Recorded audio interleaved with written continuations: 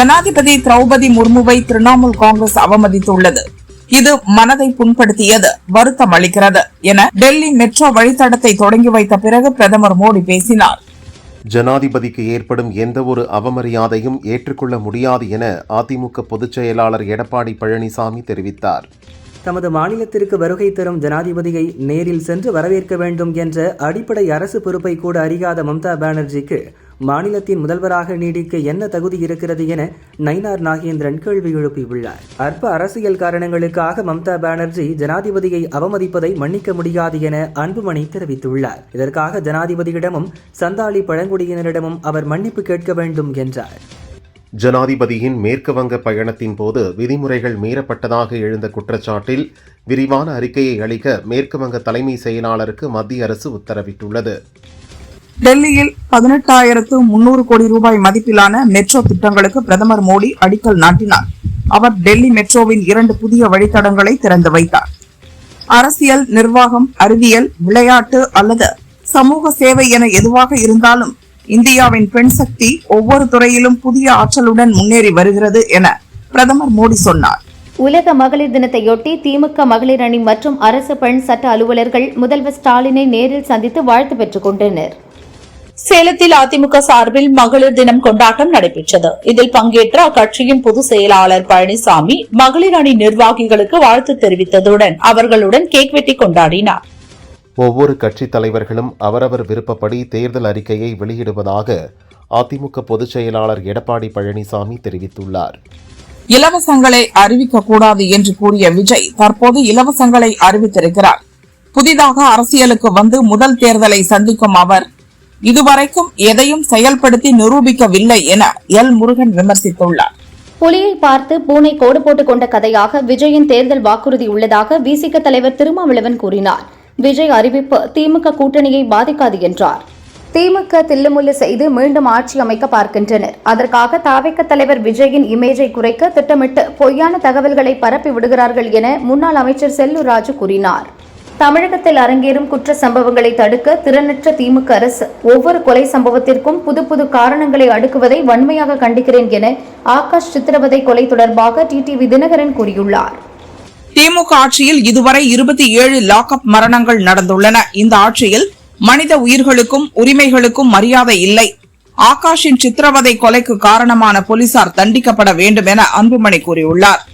விமர்சனங்களை கண்டுகொள்ளாமல் இலக்கை நோக்கி செயல்பட வேண்டும் என்கிறார் தேமுதிக பொதுச் செயலாளர் பிரேமலதா விஜயகாந்த். குறை சொல்பவர்கள் சொல்லிக் கொண்டேதான் இருப்பார்கள் என்றார். சட்டசபை தேர்தலில் தாவேக சார்பில் தேர்தலில் போட்டியிடும் வேட்பாளர்களுக்கான நேர்காணல் வரும் 10ஆம் தேதி முதல் தொடங்கும் என்று கட்சி தலைமை அறிவித்துள்ளது.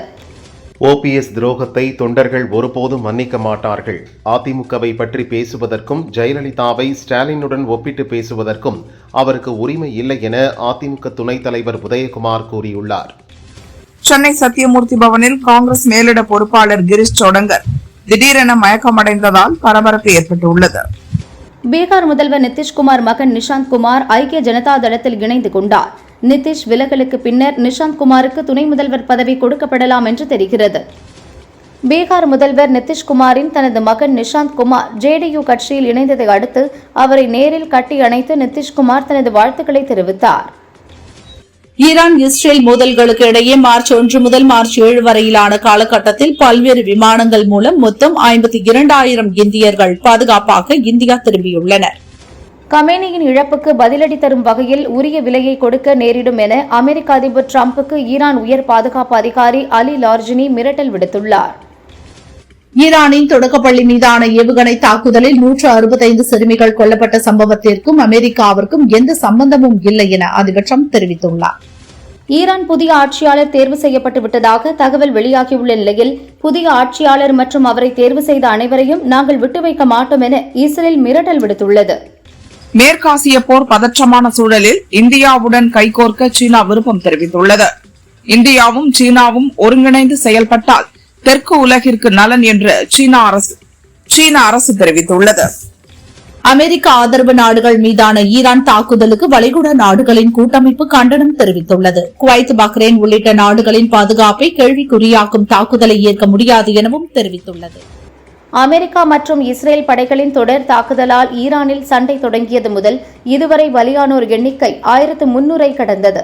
சுமார் 1 லட்சம் மக்கள் பாதுகாப்பான பகுதிகளுக்கு இடம்பெயர்ந்துள்ளனர். ஐக்கிய அரசு அமீரகத்தின் வலிமையை குறைத்து மதிப்பிடக்கூடாது. எங்களை சாய்க்க நினைத்தால் அது எளிதல்ல. இந்த நாட்டு மக்களையும் இங்கு வாழ்வோரையும் காப்பதில் உறுதியாக உள்ளோம் என ஐக்கிய அரபு எமிரேட்ஸ் அதிபர் ஷேக் முகமது பின் ஷயாத் கூறியுள்ளார். கூகுள் நிறுவனத்தின் CEO சுந்தர் பிச்சைக்கு அடுத்த 3 ஆண்டுகளில் 6361 கோடி ரூபாய் வருவாய் கிடைக்க வாய்ப்புள்ளதாக தகவல்கள் தெரிவிக்கின்றன. இதன் மூலம் உலகளவில் அதிக ஊதியம் பெறும் அதிகாரிகளில் ஒருவராக சுந்தர் பிச்சை மாறவுள்ளார். ஈரான் நாட்டின் ஐரிஸ் லாவன் போர்க்கப்பலை பாதுகாப்பிற்காக கொச்சி துறைமுகத்தில் நிறுத்த இந்தியா அனுமதி வழங்கியது. இது மனிதாபிமான அடிப்படையில் எடுக்கப்பட்ட சரியான முடிவு என வெளியுறவு அமைச்சர் ஜெய்சங்கர் தெரிவித்தார். ஒவ்வொரு துறையிலும் அமைச்சர்கள் 30% கமிஷன் பெறுகின்றனர் என்ற விஜயின் குற்றச்சாட்டுக்கு விஜயின் கற்பனைக்கெல்லாம் பதில் சொல்ல முடியாது. தமிழக அரசு அனைத்து துறைகளிலும் சிறப்பாக செயல்பட்டு வருவதாக அமைச்சர் முத்துசாமி பதிலளித்தார். திமுக அரசு மற்றும் மதுரை மாநகராட்சியை கண்டித்து வரும் 12ஆம் தேதி மதுரையில் அதிமுக சார்பில் ஆர்ப்பாட்டம் நடத்தப்படும் என அக்கட்சியின் பொதுச் செயலாளர் பழனிசாமி அறிவித்துள்ளார். திருச்சி சிறுகனூரில் நாளை நடைபெறவுள்ள திமுக மாநில மாநாட்டுக்கான ஏற்பாடுகள் முழுவீச்சில் பிரம்மாண்டமாக நடக்கிறது. அங்கு வரும் லட்சக்கணக்கான நிர்வாகிகளை முதல்வர் ஸ்டாலின் பிரத்யேக வாகனத்தில் ரோட் ஷோ மூலம் நேரில் சந்திப்பதற்கான 1 கிலோமீட்டர் நீள சாலை வசதி பந்தலுக்குள்ளேயே உருவாக்கப்பட்டுள்ளது. சாதியிலிருந்து மீள முடியாமல் அதில் வசமாக சிக்கிக் கொண்டிருக்கிறோம். சாதி அடையாளத்தோடு வாழும் வகையில் நமது வாழ்வு நிறுவப்பட்டுள்ளது. அதற்கு மனு தர்ம கொள்கையையும் சனாதனத்தையும் வீழ்த்த வேண்டும் என திருமாவளவன் கூறியுள்ளார். தந்தையை தாயை மதிக்க தெரியாத விஜய் நாட்டின் முதல்வராக வேண்டுமென நினைப்பது பகல் கனவு என தமிழ்நாடு கொங்கு இளைஞர் பேரவை தனியரசு விமர்சித்துள்ளார். தவேகாவின் வாக்குறுதி குறித்து சொல்லக்கூடிய அளவுக்கு வர்த் இல்லை. தமிழகம், ஆந்திரா போன்ற பிற மாநிலங்களிலிருந்து வாக்குறுதிகளை காப்பி பேஸ்ட் செய்கிறார் விஜய் என தவாக தலைவர் வேல்முருகன் கூறியுள்ளார். மத்திய அரசு போதிய நிதி வழங்காததால் ஒகேனக்கல் கூட்டு குடிநீர் திட்டம் நிறுத்தி வைக்கப்பட்டுள்ளதாக அரியலூரில் புதிய பேருந்து நிலையத்தை திறந்து வைத்த அமைச்சர் நேரு தெரிவித்தார். முதல்வர் ஸ்டாலினுக்கு தோல்வி என்பது உறுதியான ஒன்று. அவர் தோல்வி பயத்தில் கண்டதையும் பேசிக் கொண்டிருக்கிறார் என மத்திய அமைச்சர் எல் முருகன் விமர்சித்தார். மேற்கு வங்கத்தில் வேலையில்லா இளைஞர்களுக்கு மாதம் 1500 ரூபாய் நிதி உதவி வழங்கும் திட்டத்தை அம்மாநில முதல்வர் மம்தா பானர்ஜி தொடங்கி வைத்தார். குறைந்தபட்சம் 10ஆம் வகுப்பு தேர்ச்சி பெற்ற 21 முதல் 40 வயது உடைய சுமார் 1 கோடி இளைஞர்கள் இதில் பயன்பெற உள்ளனர். பன்னீர்செல்வம் செல்லாத நோட்டு, ரிசர்வ் பேங்கில் இருந்தா என்ன, ஸ்டேட் பேங்கில் இருந்தா என்ன என அதிமுக எம்பி ராஜன் செல்லப்பா தெரிவித்தார். பழனிசாமி ராஜதந்திரி, எந்த நேரத்தில் யாரை பயன்படுத்தி அதிமுகவை கட்டி காக்க வேண்டும் என நன்கு தெரிந்தவர் என்றார். முதல்வர் ஸ்டாலின் தலைமையில் நாளை திருச்சி சிறுகனூரில் திமுக நிர்வாகிகள் மாநாடு நடக்கிறது. 200 ஏக்கர் பரப்பளவிலான திடலில் 10 லட்சம் பேர் பங்கேற்கும் வகையில் பிரம்மாண்ட ஏற்பாடுகள் தீவிரமாக நடக்கிறது. திருச்சியில் வரும் 11ஆம் தேதி 7 லட்சம் பேர் பங்கேற்கும் பிரம்மாண்ட பொதுக்கூட்டத்தில் மோடி பேச இருக்கிறார். இதற்கான ஏற்பாடுகள் தடபுடலாக நடந்து வருகிறது. அதன் ஜூம் காட்சிகள் வெளியாகியுள்ளன. கேரளாவில் சிபிஎம் மற்றும் பிஜேபி என்பது தனித்தனி கட்சிகள் அல்ல, சிஜேபி என்ற ஒரே கட்சியாக செயல்படுவதாக எதிர்க்கட்சித் தலைவர் ராகுல் விமர்சித்துள்ளார். பிரதமர் மோடியின் கட்டுப்பாட்டில் பினராயி விஜயன் உள்ளதாக கூறினார். பயம் இல்லாமல் பெண்கள் என்று தனியாக நடமாட முடிகிறதோ அன்றுதான் உண்மையான மகளிர் தினம் என சௌமியா அன்புமணி தெரிவித்தார். அந்த தினம் வரும் வரை நாம் அனைவரும் ஒற்றுமையாக போராடுவோம் என்றார். அதிமுக தொண்டர்கள் ரத்தத்தை உறிஞ்சி ஜெயலலிதாவை அழிக்க நினைத்தவர்களிடம் அதிமுகவை பன்னீர்செல்வம் காட்டிக் கொடுத்த எட்டப்பராக உள்ளார் என உதயகுமார் தெரிவித்தார். இருக்கும் இடத்தை விட்டு இல்லாத இடம் தேடி ஞான சூனியமாக பன்னீர்செல்வம் உள்ளார் என்றார். நடிகரை பார்க்க வரும் கூட்டத்தினர் ஓட்டு போடுவார்கள் என்பது எம்ஜிஆர் காலத்தோடு முடிந்துவிட்டது. நடிகரை பார்க்க வரும் கூட்டம் வேறு, அரசியல் நோக்கத்தோடு வரும் கூட்டம் வேறு என எல் முருகன் கூறியுள்ளார். தமிழக பாரதிய ஜனதா தலைவர் நயினார் நாகேந்திரன் மகளிர் தின வாழ்த்து தெரிவித்துள்ளார். கல்வியுடன் கூடிய தன்னம்பிக்கை மற்றும் அதிகாரம் பெற்ற பெண்களே ஒரு நாட்டின் வலுவான அடித்தளம் என்றார். ஜனாதிபதியை அவமதிப்பது நாட்டின் 140 கோடி மக்களையும் அவமதிப்பதற்கு சமம். ஜனாதிபதியிடமும் பழங்குடி மக்களிடமும் மேற்கு வங்க முதல்வர் மம்தா பானர்ஜி பகிரங்கமாக மன்னிப்பு கேட்க வேண்டும் என பாஜக எம்எல்ஏ வானதி தெரிவித்துள்ளார். உலக மகளிர் தின வாழ்த்து தெரிவித்த உதயநிதி, பெண்களுக்கான திட்டங்களை சலுகைகளாக அல்லாமல் உரிமைகளாக்கி வெல்லும் தமிழ் பெண்கள் என வீறுநடை போட செய்திருக்கிறது திமுக அரசு என்றார். அதிமுக பொதுச் செயலாளர் பழனிசாமி மகளிர் தின வாழ்த்துக்கள் தெரிவித்துள்ளார். ஒரு குடும்பத்தின் ஆணிவேராக இருந்து துன்பங்களை சுமந்து அன்பையும் அரவணைப்பையும் வாரி வழங்கும் பெண்களின் தியாகத்திற்கு ஈடு இணை ஏதுமில்லை என்றார். மகளிரின் அர்ப்பணிப்பு உணர்வை உலகிற்கு உணர்த்தும் இந்நாளில் தடைகளை தகர்த்தெறிந்து தன்னம்பிக்கை ஏற்படுத்திட, அனைத்து துறைகளிலும் முன்னேறி நல்வாழ்வு அடைந்திட அனைத்து மகளிருக்கும் எனது மகளிர் தின வாழ்த்துக்கள் என தினகரன் தெரிவித்துள்ளார். 99% வாக்குறுதிகளை திமுக அரசு நிறைவேற்றியுள்ளதால் மக்கள் திமுகவுக்கே ஓட்டளிப்பதாக உறுதி சொல்கின்றனர் என உதயநிதி தெரிவித்தார். அதையெல்லாம் கடந்து பிரச்சாரத்திற்கென தனியாக போக வேண்டுமா என யோசித்து வருகிறோம் என்றார். முதல்வர் ஸ்டாலின் உலக மகளிர் தின வாழ்த்துக்கள் தெரிவித்துள்ளார். தடைகளை தகர்த்தெறிந்து தொடர்ந்து முன்னேறுங்கள். உங்களது பயணத்தின் ஒவ்வொரு நொடியிலும் உடன் நிற்க திராவிட மாடல் அரசு இருக்கிறது என்றார். தமிழகம் உள்ளிட்ட 5 மாநிலங்களுக்கான சட்டசபை தேர்தல் தேதி வரும் 15 அல்லது 16ஆம் தேதி அறிவிக்கப்படவிருப்பதாக தெரிகிறது. மேற்கு வங்கத்தை தவிர்த்து தமிழகம் உள்ளிட்ட மற்ற 4 மாநிலங்களில் ஒரே கட்டமாக தேர்தல் நடத்த முடிவு செய்யப்பட்டுள்ளதாக கூறப்படுகிறது. வரும் தேர்தலில் தமிழகம், மேற்கு வங்கத்தில் தேஜ கூட்டணி ஆட்சி அமையும் என அமித்ஷா தெரிவித்தார். 2027 உத்தராகண்டில் 3வது முறையாக பாஜக ஆட்சி அமைக்கும் என்றார். கோவை பெரிய தடாகம் பகுதியில் வனத்திலிருந்து வழிதவறி வந்த புள்ளிமானை 4 நாய்கள் துரத்தி கடித்து குதறியதில் மானின் கால் உடைந்தது. புள்ளிமானை மீட்ட வனத்துறையினர் சிகிச்சை அளித்து வருகின்றனர். சர்வதேச மகளிர் தினத்தை முன்னிட்டு சென்னை காமராஜர் சாலையில் உள்ள ஔவையார் சிலைக்கு அரசு சார்பில் மரியாதை செய்யப்பட்டது. அமைச்சர் கயல்விழி செல்வராஜ், மேயர் பிரியா, சென்னை கலெக்டர் ரஷ்மி சித்தார்த் ஜெகடே ஆகியோர் மலர்தூவி மரியாதை செலுத்தினர். ஈரோடு கொடுமுடியில் நடிகையும் பாடகியுமான KP சுந்தராம்பாள் திருவுருவச் சிலையை முதல்வர் ஸ்டாலின் காணொலி காட்சி மூலம் திறந்து வைத்தார். மானாமதுரையில் ஆகாஷ் என்ற கைதி தப்பி ஓடும்போது பாலத்தில் இருந்து கீழே குதித்து படுகாயமடைந்தார். அரசு மருத்துவமனையில் சிகிச்சை பெற்று வந்த அவருக்கு திடீரென மூச்சு திணறல் ஏற்பட்டு சிகிச்சை பலனின்றி இறந்தார். போலீஸ் சித்திரவதையால் தான் ஆகாஷ் இறந்ததாக அவரது குடும்பத்தினர் தற்போது குற்றம் சாட்டியுள்ளனர். மதுரவாயல் நுளம்பூர் இடையேயான கூவம் உயர்மட்ட மேம்பாலத்தை துணை முதல்வர் உதயநிதி திறந்து வைத்தார். 135.62 கோடி ரூபாயில் இந்த பாலம் கட்டப்பட்டுள்ளது. வார விடுமுறையை முன்னிட்டு தேனி ஆண்டிப்பட்டியில் அமைந்துள்ள மேகமலையில் சுற்றுலா பயணிகள் குவிந்தனர். மேற்கு தொடர்ச்சி மலை பகுதிகளில் போதிய மழை இல்லாமல் அருவியில் தண்ணீர் வரத்து குறைந்திருக்கும் நிலையிலும் குடும்பத்துடன் மகிழ்ச்சியாக குளித்து சென்றனர். அரசு போக்குவரத்து கழக பணி நியமனத்தில் முறைகேடு நடந்துள்ளதாகவும் ஆளும் கட்சியினருக்கு ஆதரவாக இருப்போருக்கு லட்சக்கணக்கில் பணம் பெற்று பணி வழங்கப்பட்டுள்ளதாகவும் கூறப்படுகிறது. ஆதாரத்தின் அடிப்படையில் அமலாக்கத்துறை அதிகாரிகள் விசாரித்து வருவதாக தகவல் வெளியாகியுள்ளது. சிதம்பரம் கொள்ளுமேடு தெருவில் சாலையில் சென்றவர்களை கஞ்சா போதையில் இருந்த இளைஞர்கள் துரத்தி தாக்கியுள்ளனர். 17 வயதுடைய 5 சிறார்கள் உட்பட 6 பேரை போலீசார் கைது செய்தனர். தற்போது இந்த சம்பவம் குறித்து CCTV காட்சிகள் வெளியாகியுள்ளது. பெண்கள் தலைமையிலான வளர்ச்சி புதிய பாரதத்தின் எழுச்சிக்கு சக்தி அளிக்கிறது. பாரதத்தின் ஆன்மாவை வளப்படுத்துகிறது. நமது பெண் சக்திக்கு மகளிர் தின வாழ்த்துக்கள் என மேற்குவங்க கவர்னர் ரவி வாழ்த்து தெரிவித்துள்ளார். பெண்களின் ஆரோக்கியமே நாட்டின் பலம். பெண்கள் ஆரோக்கியமாக இருந்து அதிகாரம் பெற வேண்டும் என மத்திய அமைச்சர் மன்சுக் மாண்டவியா தெரிவித்துள்ளார். திரிபுராவின் உதய்பூரில் உள்ள திரிபுர சுந்தரி கோயிலில் துணை ஜனாதிபதி CP ராதாகிருஷ்ணன் தரிசனம் செய்தார். அனைவரின் அமைதி, செழிப்பு மற்றும் நல்வாழ்வுக்காக பிரார்த்தனை செய்ததாக தெரிவித்தார். பரபரப்பான அரசியல் சூழலில் பார்லிமெண்ட் நாளை கூடுகிறது. பட்ஜெட் கூட்டத்தொடரின் 2ஆம் கட்ட அமர்வு நாளை முதல் ஏப்ரல் 2ஆம் தேதி வரை நடக்கிறது. பஞ்சாப் நேஷனல் வங்கியில் ரூபாய் 1085 கோடி மோசடி செய்ததாக தொழிலதிபர் அனில் அம்பானி மீது CBI வழக்கு பதிவு செய்துள்ளது. தெலங்கானாவில் முதல்வர் ரேவந்த் ரெட்டி முன்னிலையில் 130 மாவோயிஸ்டுகள் ஆயுதங்களுடன் சரணடைந்தனர். அரசின் மறுவாழ்வு திட்டங்களை தொடர்ந்து மாவோயிஸ்டுகள் சரணடைய முடிவு செய்துள்ளதாக அதிகாரிகள் தெரிவித்தனர்.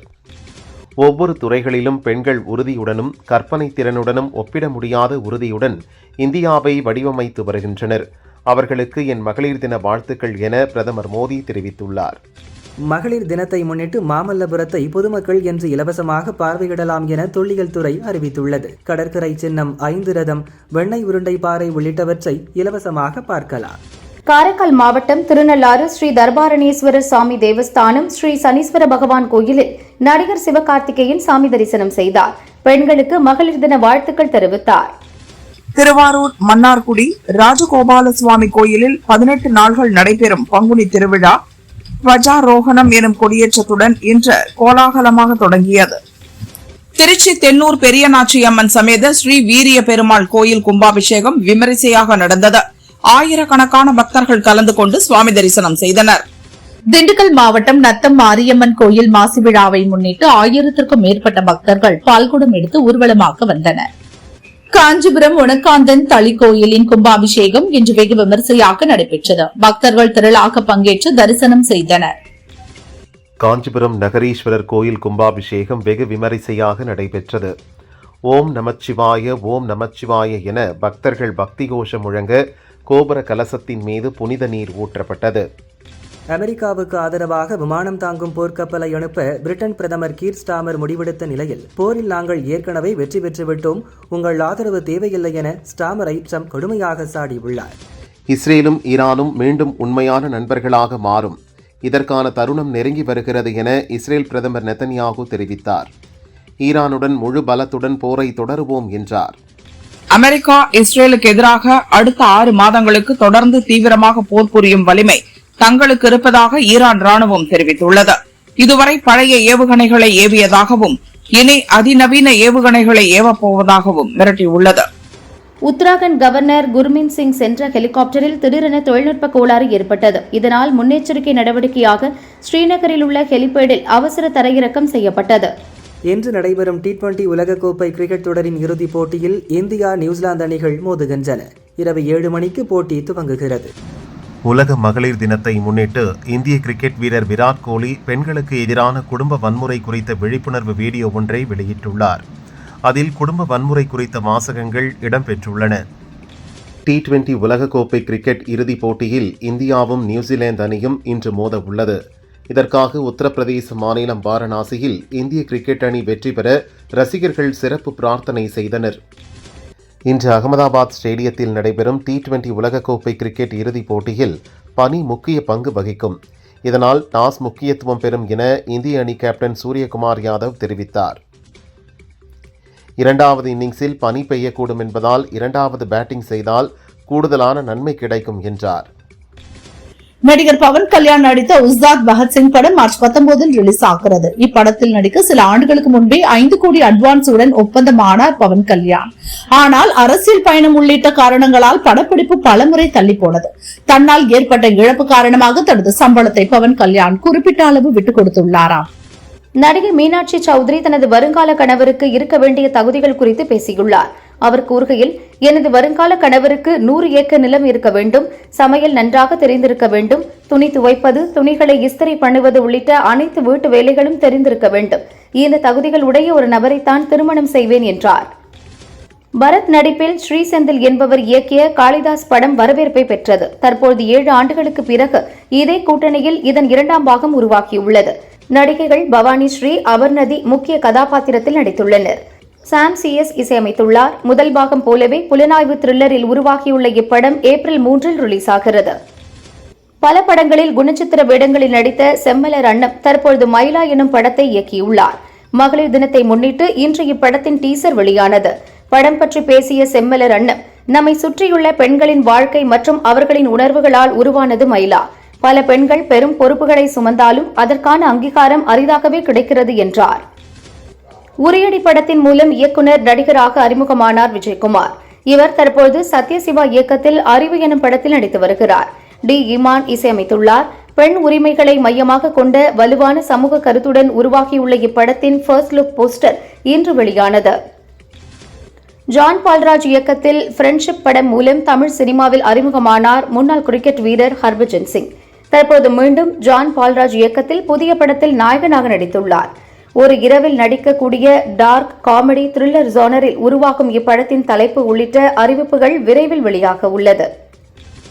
மனைவியுடனான விவகாரத்திற்கு மத்தியில் நடிகர் விஜய், நடிகை த்ரிஷா இருவரும் சமீபத்தில் ஒரே நிற உடையில் ஜோடியாக திருமண நிகழ்ச்சியில் பங்கேற்றது பேசுபொருளானது. இதுபற்றி நடிகரும் இயக்குநருமான பார்த்திபன் கூறுகையில், இந்த குந்தவையை கொஞ்ச நாட்களுக்கு வீட்டுக்குள் குந்த வைக்கிறது நல்லது என்றார். பொன்னியின் செல்வன் படத்தில் குந்தவையாக நடித்திருந்த த்ரிஷா குறித்த பார்த்திபனின் கருத்து வைரலானது.